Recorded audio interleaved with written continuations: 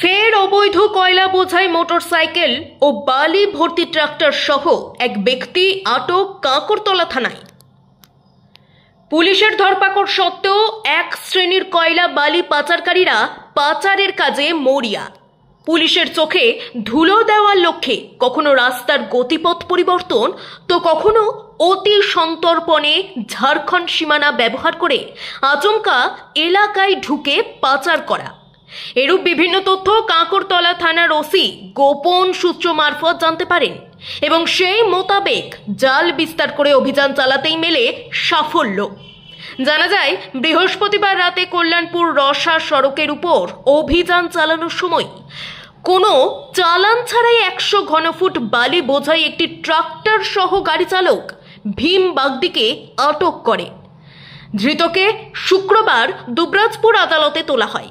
পাশাপাশি শুক্রবার ভোরের দিকে স্থানীয় থানার পেনচালিয়া ডেমুরিয়া রাস্তার উপর অভিযান চালিয়ে ঝাড়খণ্ডের নলা থানার দিক থেকে আগত 4টি বস্তায় প্রায় 4 কুইন্টাল অবৈধ কয়লা বোঝাই একটি মোটর সাইকেল বাজেয়াপ্ত করে থানায় নিয়ে আসা হয়।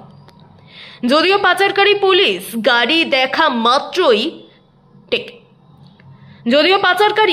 পুলিশের গাড়ি দেখা মাত্রই রাস্তার মধ্যে মোটরসাইকেল ছেড়ে পালিয়ে যায়। ইতিমধ্যেই কাঁকরতলা থানার পুলিশ এ বিষয়ে তদন্ত শুরু করেছে বলে জানা যায়।